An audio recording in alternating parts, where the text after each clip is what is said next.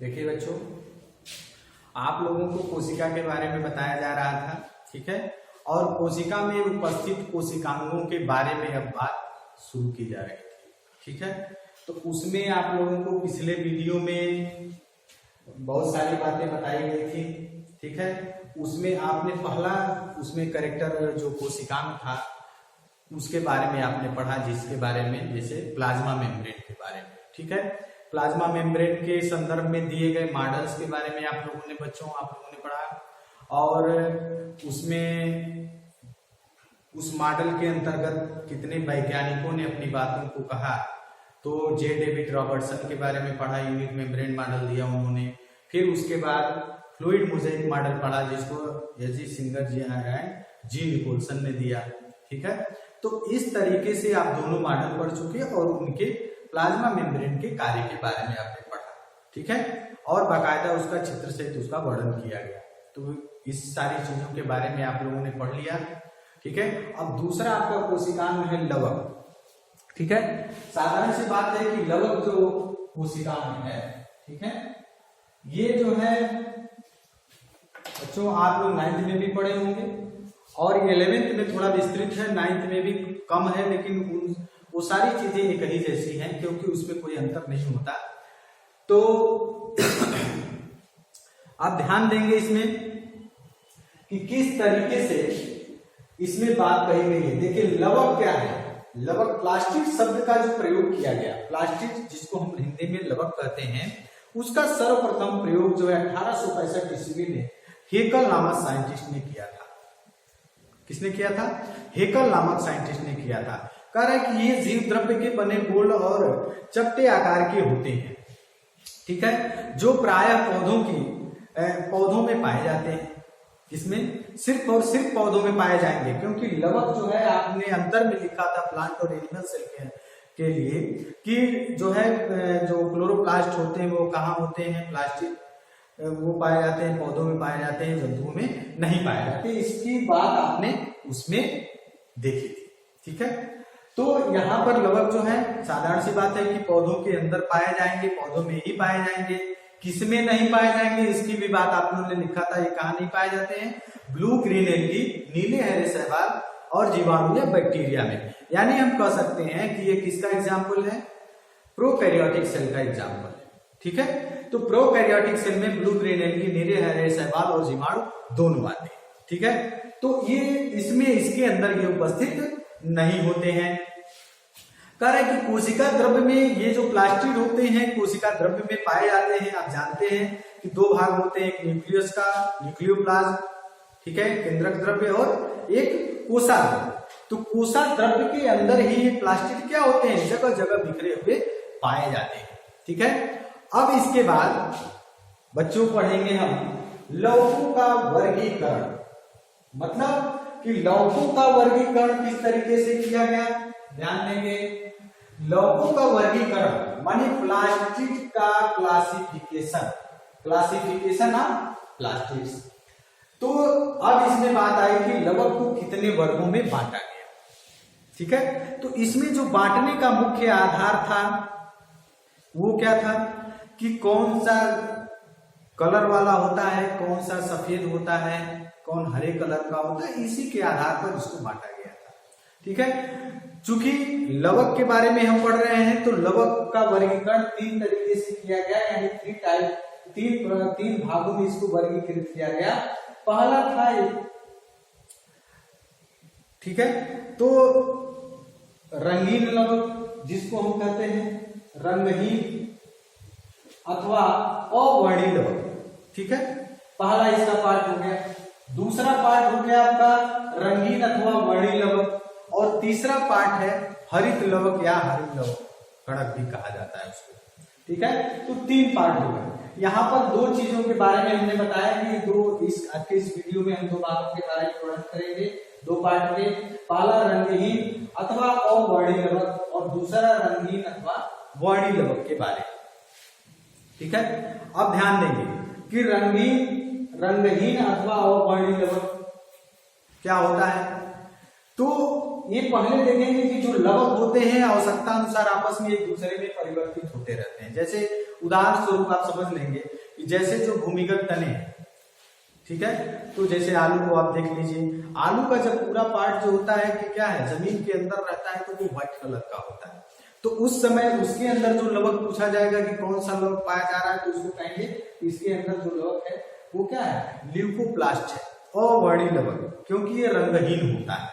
ठीक है, अगर उसी आलू का कुछ पार्ट अब क्या होता है, जब जो है भूमि का जो कवर होता है वो हट जाता है, ऊपर से मिट्टी हट जाती है, तो आप देखते हैं कि ये क्या हो जाता है, हरे कलर का हो जाता है। यानी अवर्णीय लवक किसमें बदल जाता है, किसमें, हरित लवक में, जिससे उसके अंदर क्लोरोफिल उत्पन्न हो जाता है सूर्य प्रकाश की उपस्थिति में। तो कह रहा है कि वो क्या, तो इस तरीके से आप देखें कि अवर्णीय लवक किसमें बदल गया, हरित लवक में। ठीक है, क्योंकि उसके अंदर हरे रंग का वर्ण पाया जाता है। अब देखेंगे, आपने देखा होगा कि हरा मिर्च है, लाल टमाटर है, ठीक है, ये हरा मिर्च और हरा टमाटर है, तो ये क्या होते हैं, ये किसमें बदल जाते हैं, लाल रंग की मिर्च में बदल जाएंगे, लाल रंग के टमाटर में बदल जाते हैं। ऐसा क्यों होता है, हरे रंग की उपस्थिति, यानी कि उसके अंदर क्लोरोप्लास्ट की उपस्थिति है। ठीक है, जब लाल में परिवर्तित होंगे तो वो किसमें बदल जाएंगे, क्रोमोप्लास्ट में, यानी क्लोरोप्लास्ट किसमें बदल जाता है, क्रोमोप्लास्ट में बदल जाता है। तो इस तरीके से ये जो लवक होते हैं आपस में एक दूसरे में परिवर्तित होते रहते हैं। तो इसी में पहला इसमें दिया गया है कि रंगहीन अथवा अवर्णीय लवक। ठीक है, तो इसमें कहा गया कि सूर्य के प्रकाश से वंचित संग्रह भागों, ठीक है, जैसे जो भूमिगत तना होता है, भूमिगत जड़ें होती हैं, उसके अंदर ये रंगहीन या अवर्णीय लवक पाए जाते हैं। जैसा कि अभी आपको एग्जाम्पल हमने बताया कि ये जो है भूमिगत तना जैसे है आलू, तो उसके अंदर ये क्या है, उपस्थित होता है। ठीक है, क्योंकि अवर्णीय लवक के कारण ही क्या होते हैं, वो उनका रंग क्या होता है, व्हाइट कलर का होता है, वो जो है रंगीन दिखाई नहीं देते। आगे देखेंगे कि ये जो है अवर्णीय लवक को जो है आगे चल करके 3 भागों में बांटा गया है। ठीक है, 3 भागों में बांटा गया है।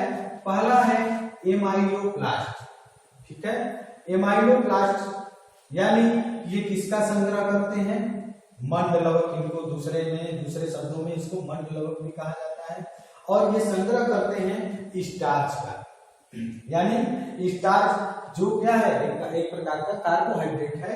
ठीक है, तो ये स्टार्च का संग्रह करते हैं और किसमें पाए जाते हैं, कि एग्जाम्पल के तौर पर आलू में, शकरकंद में, चावल में, गेहूं में, मक्के में, ये क्या होते हैं, ये स्टार्च उपलब्ध होते हैं, उपस्थित होते हैं।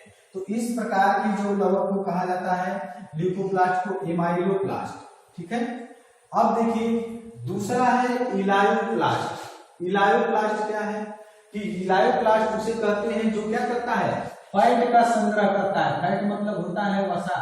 ठीक है, तो ये तेल का संग्रह करता है, वसा। ठीक है, तो इसमें कहाँ पाए जाते हैं, ऑयल सीड, जितनी भी क्या है, तिलहनी बीज है, ठीक है, जिनसे क्या होता है, तेल निकलता है, उनके अंदर ये स्टोर होते हैं, तो इनको कहा गया इलायोप्लास्ट। उसके बाद प्रोटीनोप्लास्ट क्या होता है, जिसके अंदर प्रोटीन का संग्रह होता है, उसको प्रोटीनोप्लास्ट कहते हैं।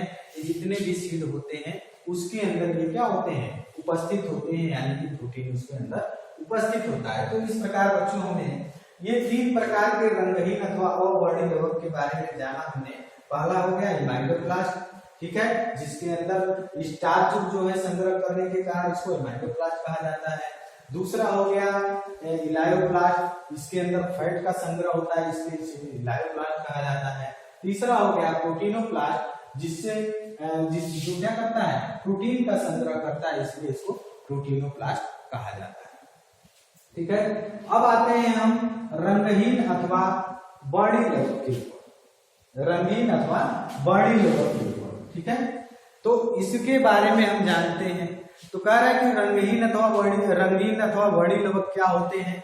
इसके अंदर देखते हैं कि ये क्या होते हैं, कि एक प्रकार के कलरफुल होते हैं, कलरफुल यानी कि कलरफुल पिगमेंट पाए जाते हैं, वर्णक पाए जाते हैं। जैसे आप जानते हैं कि इसके अंदर जैसे कि एक वर्णीय लवक होता है, वर्णक होता है एंथोसाइनिन। ठीक है, एंथोसाइनिन के कारण जो है उसका कलर जो है बैगनी रंग का होता है। ठीक है। तो इस प्रकार आप देखते हैं कि ये जो है एंथोसायनिन ये क्या होते हैं, रिक्तिका रस में घुले रहते हैं, ठीक है। रिक्तिका रस में घुले रहने के कारण आप देखते होंगे कि जो तरुण पत्तियां होती हैं वो, ठीक है, वो भी कुछ बैगनी रंग की सूर्य किनारों में दिखाई देती है, ठीक है। जो जड़ें होती हैं उसके अंदर भी होते हैं। तो कह रहा है कि इसके अंदर ये जो है लवक पाए जाते हैं। आप देखते हैं कि बसंत ऋतु में जो है पौधों का जो कलर होता है वो क्या होता है, जो उसकी पत्तियां हैं, उसका तना है, ठीक है, तो किसमें पत्तियां कन्वर्ट हो जाती हैं, पीले रंग की भी हो जाती हैं, फिर नारंगी रंग की हो जाती हैं, ठीक है, लाल रंग की हो जाती है। तो इस तरीके से ये क्यों होती है, ये होता है कि उसके अंदर बड़ी लवक उपस्थित है, ठीक है। उस बड़ी लवक के कारण ऐसा होता है, यानी क्रोमोप्लास्ट की उपस्थिति के कारण होता है, ठीक है। तो इनका सबका काम क्या होता है, ये फोटोसिंथेसिस की प्रक्रिया करना, प्रकाश संश्लेषण की प्रक्रिया करना, ठीक है। अब क्या करते हैं कि अब यहाँ पे देखते हैं कि जैसे क्रोमोप्लास्ट को आपको देखना है, तो क्रोमोप्लास्ट जो होता है ये भी क्या होते हैं आपस में, मैंने बताया शुरू में कि ये क्या होते हैं आपस में एक दूसरे में जो लवक होते हैं ये क्या होते हैं, बदलते रहते हैं, आपस में एक दूसरे में परिवर्तित होते रहते हैं। जैसा कि क्रोमोप्लास्ट आप देख रहे हैं, तो जैसे हरे रंग के जो मिर्च होते हैं, हरे रंग के जो टमाटर होते हैं वो क्या हो जाते हैं, बाद में चल करके जो पकते हैं वो क्या कैसे हो जाते हैं, लाल रंग के हो जाते हैं। ऐसा क्वेश्चन में भी पूछा जाता है, ठीक है। तो लाल रंग में होने का मतलब क्या हो गया कि जो हरे रंग के जब वो थे तो उसके अंदर क्या पाया जाता था, क्लोरोप्लास्ट पाया जाता था, ठीक है। तो क्लोरोप्लास्ट की उपस्थिति के कारण वो हरे थे, जब पके तब कैसे हो गए, रेड कलर की हो गए। तो रेड कलर का होने का मतलब कि जो क्लोरोप्लास्ट था, क्लोरोप्लास्ट वो किसमें बदल गया, क्रोमोप्लास्ट में, ठीक है। ये क्रोमोप्लास्ट में परिवर्तित होने के कारण वो क्या हो जाते हैं, हरे रंग से लाल रंग में परिवर्तित हो जाते हैं, ठीक है। तो इस तरीके से आप लोग यहाँ पर दो लवकों के बारे में अध्ययन किया। पहला था रंगहीन अथवा अवर्णीय लवक, जिसको हम आप कह रहे थे ल्यूकोप्लास्ट, ठीक है। और दूसरा हो गया रंगीन अथवा वर्णीय लवक, जिसको हम कह रहे हैं क्रोमोप्लास्ट, ठीक है। तो इसके बारे में आप नोट्स बना लेंगे, अपनी कॉपी पे लिख करके याद कर लेंगे। कोई भी दिक्कत होगा तो आप जो है नीचे जा करके उसमें कमेंट दे करके पूछ सकते हैं जो आपको समझ में आए, ठीक है। तो आज के लिए बस इतना ही। अगले वीडियो में हम जो है कि क्लोरोप्लास्ट के बारे में पढ़ेंगे, उसके स्ट्रक्चर के बारे में पढ़ेंगे, उसके कार्य के बारे में पढ़ेंगे, क्योंकि सबसे ज्यादा प्रश्न जो है उसी में से पूछे जाते हैं, ठीक है। तब तक के लिए धन्यवाद।